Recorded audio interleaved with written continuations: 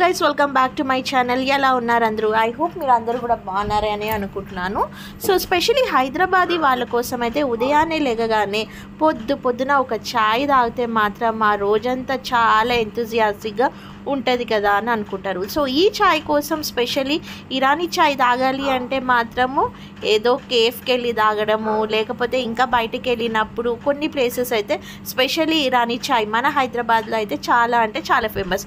So ఈ ఇరానీ ఛాయ్ వచ్చేసి ఇంట్లోనే మనం సులభంగా ఎలా పెట్టుకోవచ్చో ఈరోజు అయితే వీడియోలో అయితే చూసేద్దాం.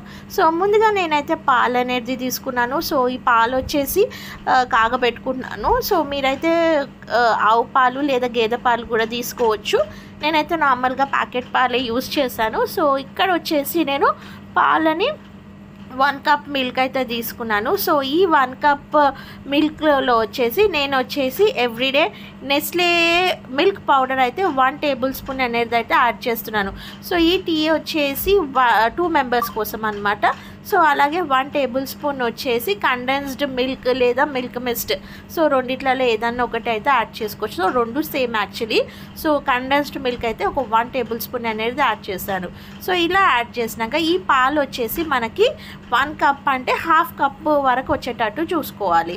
So milk. సో నెక్స్ట్ వచ్చేసి ఇంకొక బౌల్లో అయితే ఒక 1 కప్కి కొద్దిగా వాటర్ వేసేసి, సో దీంట్లో వచ్చేసి 2 టేబుల్ స్పూన్స్ అంతా టీ పౌడర్ అయితే వేసేసాను. అండ్ అలాగే ఇందులోనే వచ్చేసి నేను 2 టేబుల్ స్పూన్స్ అంతా షుగర్ అనేది అయితే యాడ్ చేశాను.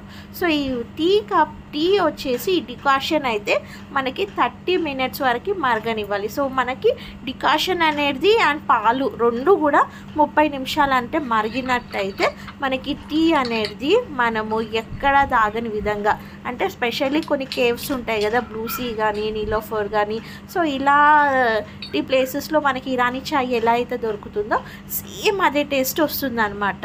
సో ఇక్కడ చూసారు కదండి, డికాషన్ కూడా మనము 1 కప్ డికాషన్ కూడా హాఫ్ కప్కి రావాలి మరిగేసి.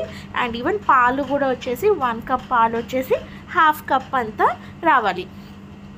సో చూసారు కదా, పాలు వచ్చేసి మనకి కొంచెము రెడిష్ కలర్ అనేది చేంజ్ అవ్వాలి అనమాట. సో అంతవరకు అయితే మనం మంచిగా మరగబెట్టుకోవాలి. సో చూసారు కదండి, ఇలా అయితే మంచిగా మరిగినాక ఇప్పుడు వచ్చేసి దీన్నైతే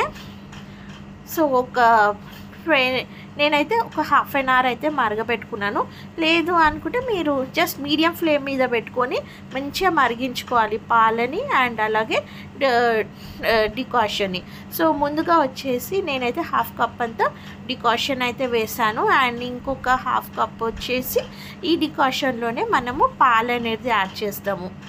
సో చూసారు కదండి, ఎంతో టేస్టీగా మైండ్ రిలాక్సింగ్గా ఉంచే మన హైదరాబాదీ ఇరానీ ఛాయ్ అయితే హ్యాపీగా ఇంట్లోనే చేసుకోవచ్చు. అండ్ ఈ ఇరానీ ఛాయ్కి బెస్ట్ కాంబినేషన్ వచ్చేసి ఉస్మానియా బిస్కెట్స్. సో నా దగ్గర ఉస్మానియా బిస్కెట్స్ లేవు కాబట్టి నేను వచ్చేసి బటర్ కుకీస్తోనైతే ఈ ఇరానీ ఛాయ్ అయితే సర్వ్ చేశాను. సో మీ ఇంట్లో కానీ ఎవరైనా గెస్ట్ వచ్చినట్టయితే ఈ టీని కూడా మీరు పెట్టి వాళ్ళకి సర్వ్ చేయండి. అండ్ మీ కనుక నా వీడియో నచ్చినట్టయితే please like, share and subscribe to my channel. Thank you for watching. Have a good day.